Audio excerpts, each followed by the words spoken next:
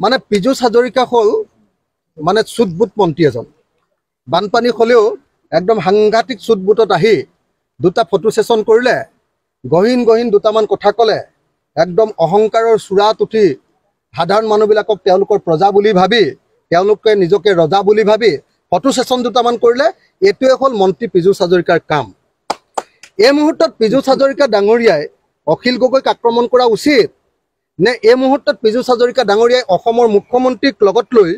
কেন্দ্ৰীয় চৰকাৰৰ পৰা অসমৰ কাৰণে অধিক ধন বানপানী আৰু গৰাখহনীয়াৰ পৰা মুক্ত কৰিবৰ কাৰণে অধিক ধন অনাৰ ব্যৱস্থা কৰাটো দৰকাৰ মইতো এটাহে দাবী কৰিছিলো যে অসমৰ বানপানী সমস্যাক লৈ বিশেষ অধিৱেশন অনুষ্ঠিত হ'ব লাগে এটো মই বেয়া কথা কৈছো নেকি আপোনালোকে কক অসম বিধানসভাত যদি বিশেষ অধিৱেশন বানপানীক লৈ নহয় তেতিয়ালে কিহক লৈ বিশেষ অধিৱেশন হ'ব তেওঁলোকে সাম্প্ৰদায়িক বিষয়ক লৈ হিন্দু মুছলমানৰ ৰাজনীতিক লৈ বিশেষ অধিৱেশন পাতিব পাৰে কিন্তু অসমৰ বানপানী সমস্যা অসমৰ আটাইতকৈ ডাঙৰ জাতীয় সমস্যাটোক লৈ এখন বিশেষ অধিৱেশন যেতিয়া আয়োজন কৰিবৰ কাৰণে মই দাবী উত্থাপন কৰো সেইটো ৰাজনীতি কৰা বুজায় এটো এজন ওয়াটাৰ ৰিসোৰ্স মিনিষ্টাৰৰ দৃষ্টিভংগী তাৰমানে তেওঁ ওয়াটাৰ ৰিসোৰ্সটোক মানে সঠিকভাৱে চলাবলৈ তেওঁ মন নাই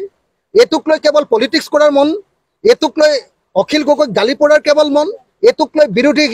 কংগ্ৰেছ বিজেপি কৰাৰ মন এটুক লৈ বিজেপি ৰাইজৰ দল কৰাৰ মন তেওঁ মই এই মুহূৰ্তত পীযুষ হাজৰিকা ডাঙৰীয়াক কৈছো যে আপুনি চুটবুট মন্ত্ৰী আপোনাৰ চুটবুটবিলাক খলকাওক অলপ হাফ পেণ্ট পিন্ধি লওক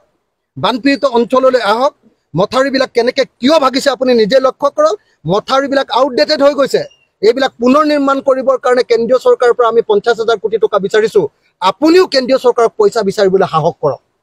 আপুনি মানুহৰ ওচৰত বৰমতা আৰু কেন্দ্ৰীয় চৰকাৰৰ ওচৰত আকৌ আত্মসমৰ্পণকাৰী কেন্দ্ৰীয় চৰকাৰৰ ওচৰত আকৌ কেঁচুটোৰ নিচিনা গতিকে এই মুহূৰ্তত মই পীযুষ হাজৰিকা ডাঙৰীয়াক ৰাজনীতি নকৰি পীযুষ হাজৰিকা ডাঙৰীয়াক ভাঙি পৰা মথাউৰিবিলাক নিৰ্মাণ কৰিবৰ কাৰণে আৰু দুৰ্বল মথাউৰিবিলাক সবল কৰিবৰ কাৰণে বিহিত ব্যৱস্থা গ্ৰহণ কৰিবৰ কাৰণে আৰু তাৰ কাৰণে কেন্দ্ৰীয় চৰকাৰৰ পৰা পইচা আদায় কৰিবৰ কাৰণে এই মুহূৰ্তত মই তেওঁক আহ্বান জনাইছো